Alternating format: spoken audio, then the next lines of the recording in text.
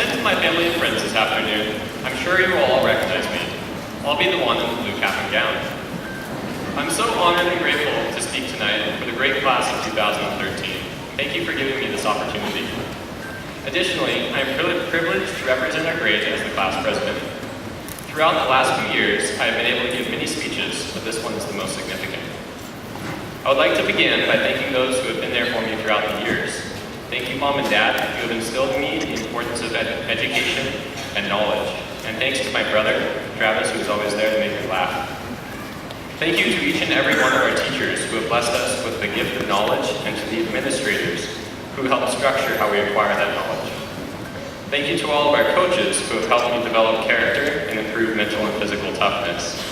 And most importantly, thank you fellow students for a fantastic high school experience.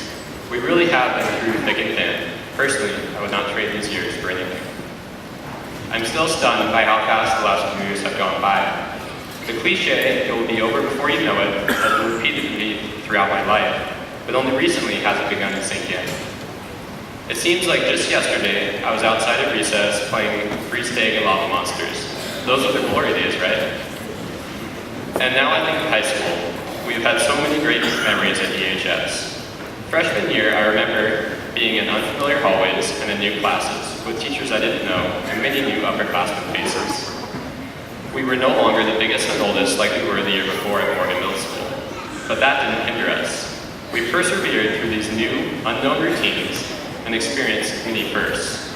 Our first day of high school, first final, first home sporting event, first high school dance, first club meeting, first homecoming lip sync. Well, we might want to forget our freshman lip sync experience. In what seems like a blink of an eye, freshman year passed, and here we are, finished with our senior year. We have experienced the last of many things. The last day of high school, last homecoming week, last dance, last band concert, last club meeting, last school sporting event, even the last time parking in our senior spot. With all these lasts, it is easy to feel down, but I'd like to share a quote from the great and wise Dr. Seuss. It goes like this: "Don't cry because it's over, smile because it's happened."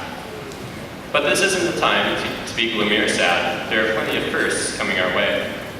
Those of us planning to further our education have many firsts ahead of us. Our first day of college or trade school, first professors, first college finals.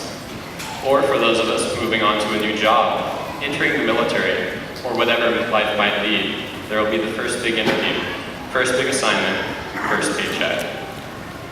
It will possibly be the first time living away from our parents and siblings, or the first time living out in the town of Ellensburg. But in these unfamiliar circumstances, we must think back to our freshman year of high school. We must remember how we stayed strong despite the unknowns we faced. We must embrace our new firsts with confidence. We must call up the memories of what we've done as reminders of the strength we each have within us. We must remember that the independence we've longed for since we could walk is upon us, and we will persevere. As we face our futures, let's keep in mind our class motto: "Don't count the days, make the days count," spoken by the inspirational Muhammad Ali. In the past few weeks, I've been striving to live by this motto, making the most of every day, appreciating each minute of time with friends, and enjoying every moment of the age-old tradition we call graduation. But these habits shouldn't cease after tonight. Tomorrow, and every other day, should be cherished just as much as today. So returning to recognizing me as the one in the blue cap and gown, I was going to talk about individuality, but then Mr. Ellensburg informed me that we'd all be wearing matching caps and gowns, and would all receive identical diplomas despite our names. It doesn't matter whether we are man or woman, tall or short, scholar or average student. Today, we are all identical. Across the country, we are among roughly 2.3 million seniors graduating this spring from approximately 37,000 high schools. The athletes among us are one of roughly 800,000.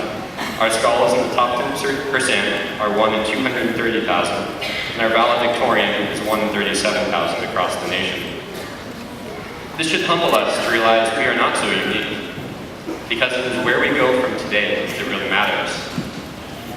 It is what we do with our experiences from the past 13 years, and particularly the last 4 years, that really counts. As we step out of this building tonight into the real world,